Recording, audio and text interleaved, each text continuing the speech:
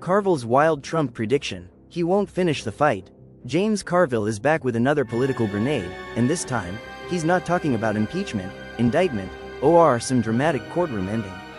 He's talking about something else: resignation. That's right, Carville says the real story may not be whether Donald Trump is forced out, but whether he eventually decides to walk away on his own. And according to Carville, that moment could come after the midterms, when the power, influence, and fear that once surrounded Trump start slipping through his fingers. Now let's be clear, this is Carville's theory, not a confirmed plan, not insider reporting, and not a legal forecast. But it is politically revealing, because it tells you exactly how some of Trump's toughest critics think this ends. Carville's argument is brutally simple. He believes Trump can handle chaos when he's the center of it. He can handle headlines when he controls them. He can handle conflict when he's the one driving it. But what happens when that changes? What happens when the House flips? What happens when the Senate becomes less loyal? What happens when lobbyists, donors, foreign leaders, and power brokers begin acting like the future no longer runs through Donald Trump? That's the scenario Carville is painting. Not a dramatic collapse in one day, but a slow political evaporation. The calls don't get returned as fast. The invitations change, the room gets colder, the fear factor fades, and suddenly the most powerful man in the country starts realizing that the real currency in politics is not the title, it's relevance. And Carville's bet is that Trump, faced with that kind of decline, wouldn't grind it out. He says Trump wouldn't endure it. He says Trump wouldn't absorb humiliation quietly, take the losses, and fight through a weakened final stretch.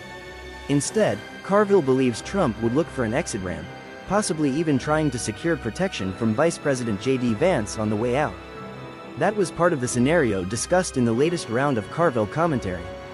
And that is what makes this more than just another insult-filled rant. Because underneath the mockery is a real political question. What does Trump do if he loses the one thing he values most, visible power? Not symbolic power, not social media power, not rally power, I mean institutional power. Because some politicians can survive being weakened. Some can operate from the shadows, regroup, negotiate, rebuild. Some can live with losing half the room as long as they keep the mission alive. Carville's argument is that Trump is not built that way. He believes Trump is fueled by dominance, spectacle, and immediate validation, and that once those begin drying up, the presidency itself becomes less useful to him. That's the heart of the prediction. Not that Trump would be cornered legally overnight. Not that Congress would suddenly unite around removing him. Not that the system would produce some clean cinematic ending.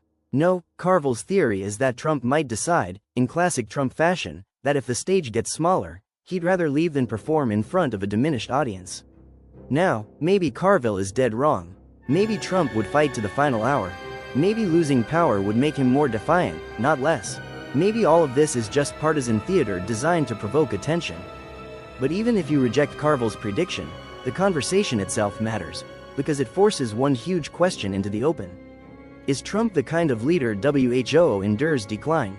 Or only the kind WHO thrives in command? That's not a small question.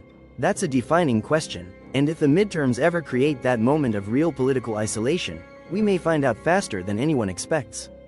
So now I want to hear from you, not these clowns. Do you think Trump would fight through a post-midterm loss of influence? Or do you think Carville is right that he'd look for a way out? Drop your answer in the comments. Subscribe if you want sharp political breakdowns without the fluff. Share this with somebody who thinks this prediction is either crazy or completely believable. Because in politics, the biggest stories are not always about votes pushed out. Sometimes they're about who decides they can't take the fall and walks away.